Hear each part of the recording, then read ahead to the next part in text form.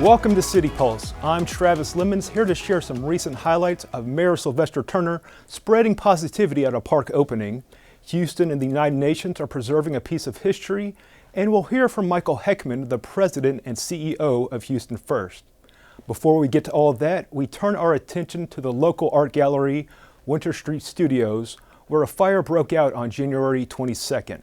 Over 100 artists were affected. Being no stranger to disaster, here's how the city of Houston is helping these artists get back on their feet.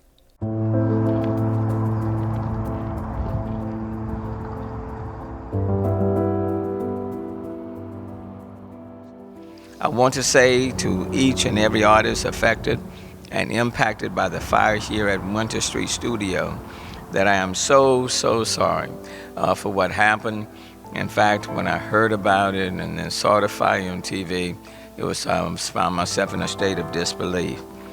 It is with an open heart that I am here today to announce that the City of Houston is contributing $250,000 to the Houston Arts Alliance Emergency Relief Fund for artists affected by the Winter Street Studio tragedy.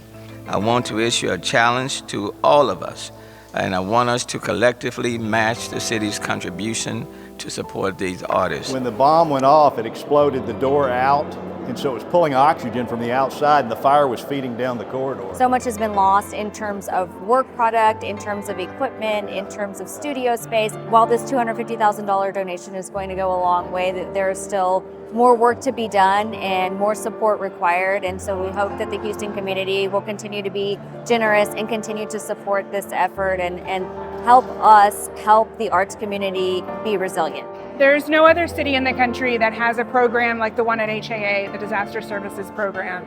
And your donation to this fund helps us be a better city and helps us sustain this work.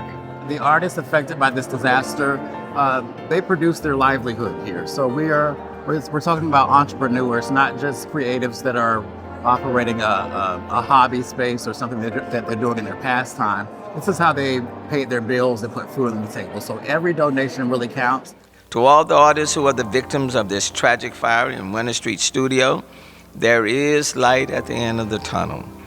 You will get back on your feet, I have no doubt about it. You will have your creative space again to get back to your livelihood, because artists are vital members of our community.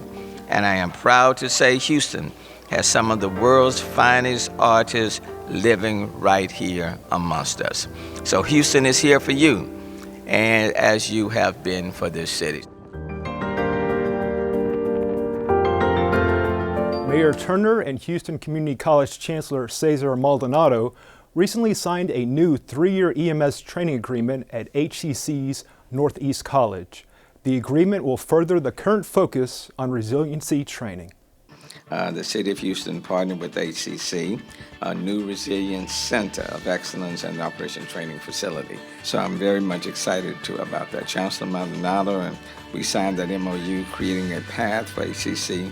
Today we announce the Houston Community College and the City of Houston Fire Department have reached an agreement. We're going to train as many people as we can in the best way that we can. And we ask the city and the fire department to hold us accountable. And today, we are taking another significant step through a collaboration that aligns with the City of Houston and HCC's resilience strategies by providing additional training options to meet our public safety needs. Establishes an opportunity for HCC to add training capacity for our EMT certification needs. City Council approved 350 recruits per year. This partnership includes capacity to train EMT and paramedic applicants, broaden the pool of qualified applicants, and increases the pipeline of certified EMTs. To be able to bring the Houston Community College online as an additional training resource for the Houston Fire Department is something that's critical for not only our survival, but resilience. So together, the City of Houston, HCC, we are building a stronger group of first responders which benefit not only the Houston Fire Department, but also all Houstonians, 2.3 million, who one day may have to call 911 for an emergency for themselves or a loved one. United to confront the crisis of gun violence. Harris County Precinct 1 Commissioner Rodney Ellis spoke these words at a gun buyback event where many residents came out to safely get rid of their firearms.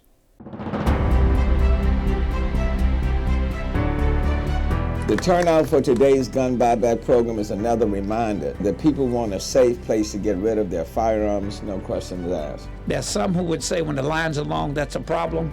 In some ways, when the lines are long, that's a good thing because it means more people want to bring these guns in. Everyone standing here is a crime fighter. We've united to confront the crisis of gun violence. We will not back down. We're taking every action conceivable that we can think of. Earlier this month, we stood in front of the Stop the Gun Violence mural at Worthing Early College High School, and today we're taking another giant leap to stop the violence and stop accidental shooting.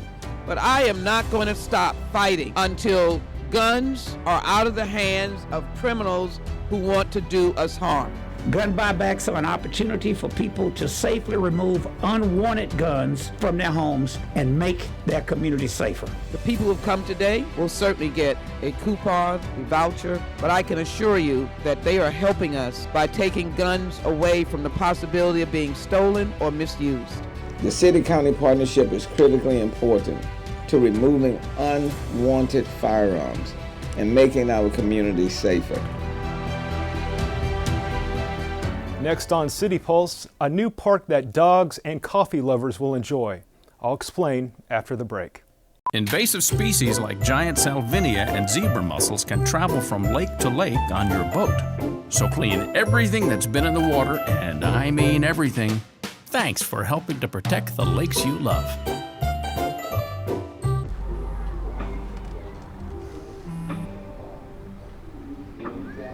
I don't know why you're so sad. You've got a roof over your head. You gotta stop with that depression stuff.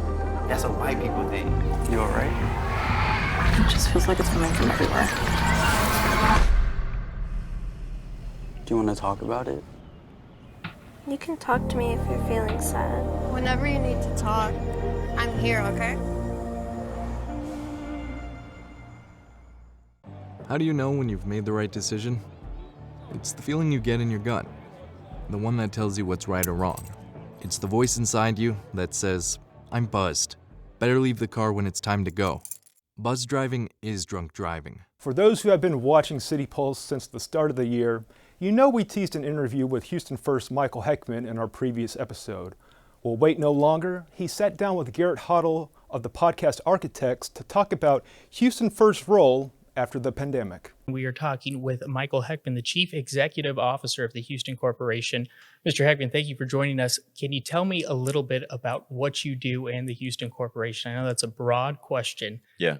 But for the person sitting at home, it may sound a little wonky. Yeah, sure. So I try to make it as simple as I can. So Houston First is organized as a local government corporation set aside from the city, but really with the responsibility of marketing the city for visitors, tourists, major events, conventions, TV and film projects.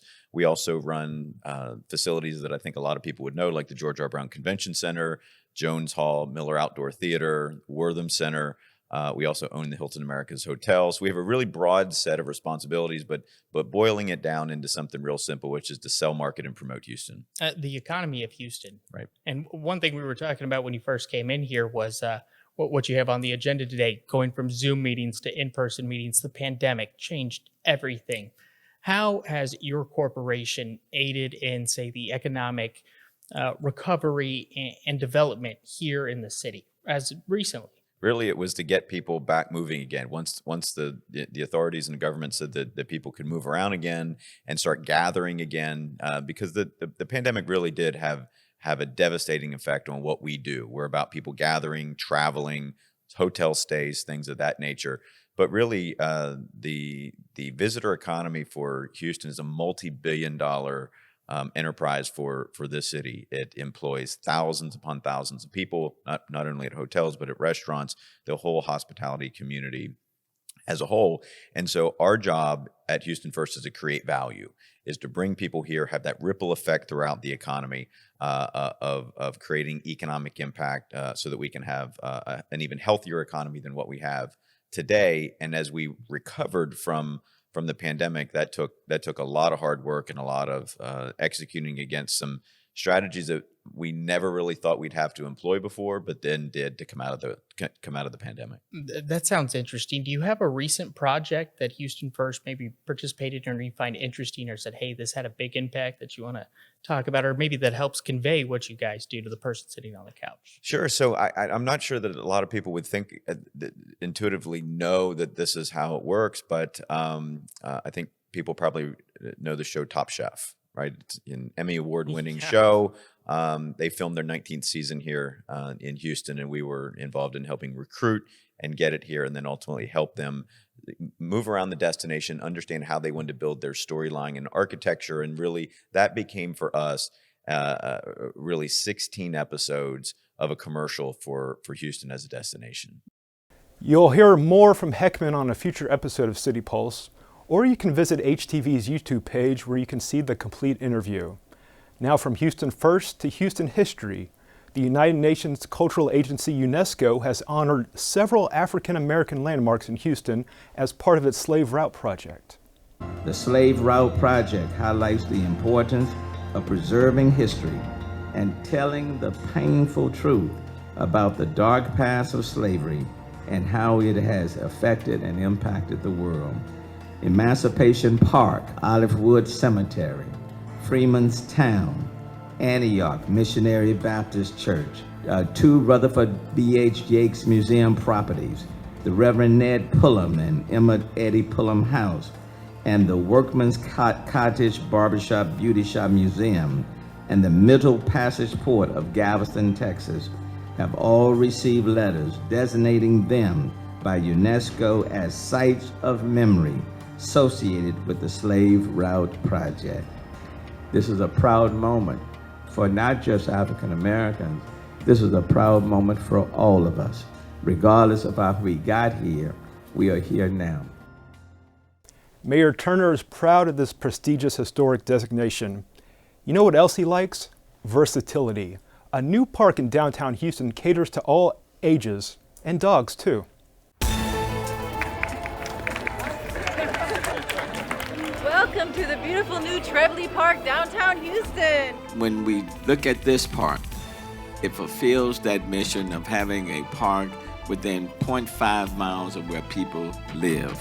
This park provides endless activities with its multi-service amenities for all residents, office workers, and visitors. Both Trebly Park and Toot Suite's visual appeal and tranquility are a car-stopping attraction. I have some hot dogs here. Trebly means 3 times as much. And in this case, we're gonna have 3 times as much fun today.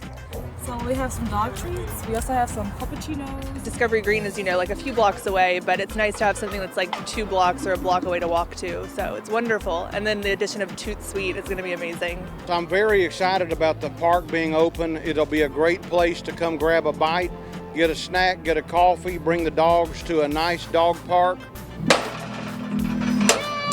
I love this.